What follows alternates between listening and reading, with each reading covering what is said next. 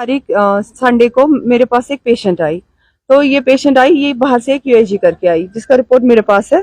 तो इस यूएजी में इसको आया एंडोमेट्रियल थिकनेस, इसको बहुत ज्यादा आई। बीइंग एन अनमैरिड, तो एंडोमेट्रियल थिकनेस इतना ज्यादा होना तो थोड़ा सस्पिशियस था। तो मैंने इसको कहा बेटा आपको कुछ इन्वेस्टिगेशंस करनी पड़ेंगी जिससे हमें पता चलेगा ये क्या बात है।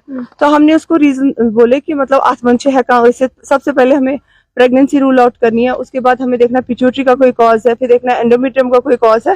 ये हमको करना पड़ेगा। एक तो हम आपका यूरिन करेंगे फिर देखेंगे।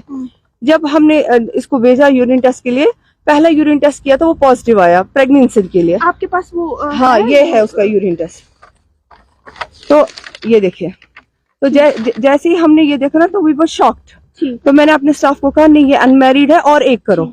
तो और एक हमने किया। उसके बाद हमने इस लड़की को बुलाया। तो हमने इसको बोला बेटा ऐसा है। तो तमाशे कहाँ गलती, इसने कहा नहीं। मैंने कहा ठीक है, then don't, when you are confident then there is no need. आप एक काम करो, हम आपका बीटा एचसीजी करेंगे। तो बीटा एचसीजी की रिपोर्ट हम देखेंगे, टाइम पत करो डिसाइड क्या दलील है। तो हमने इसका ये बीटा एचसीजी करवाया। तो हमने फास्ट ट्रैक पे ये भेजा ऑन्केस लैब जिनके साथ हमारी कोलैबोरेशन है। तो हमने इसको कहा कि आप वेट करना। जैसे ये सैंपल देती है उठती है और भाग जाती है। तो उसके बाद मैंने अपने स्टाफ को पूछा वो लड़की कहाँ है। उन्होंने कहा वो गई। मैंने कहा नहीं उसको रोक के रखो, क्योंकि हो सकता है कि ये इसका जो यूआईजी है ये पर एब्डोमेन है। कुछ साथ है कि एक्टोपिक गसित, कुछ साथ है क्या गसित। वो बहुत पेल भी लग रही थी। मैंने उसका सीबीसी भी करवाया और थायराइड टेस्ट भी। मैंने कहा ये gets with collapse as gets problem. तो मेरे स्टाफ ने उसको फोन किया। तो हमने उसको कहा बेटा वापस आ जाओ।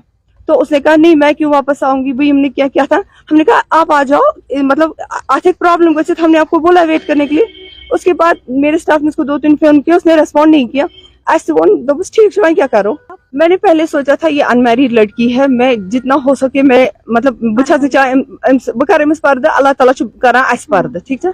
लेकिन अब जब इसने इतना किया, मतलब FIR कर्मुत, मैंने भी इसके खिलाफ बटमालू पुलिस स्टेशन में एप्लीकेशन डाली है और मैं इस पे डिफेमिंग का केस भी करूंगी।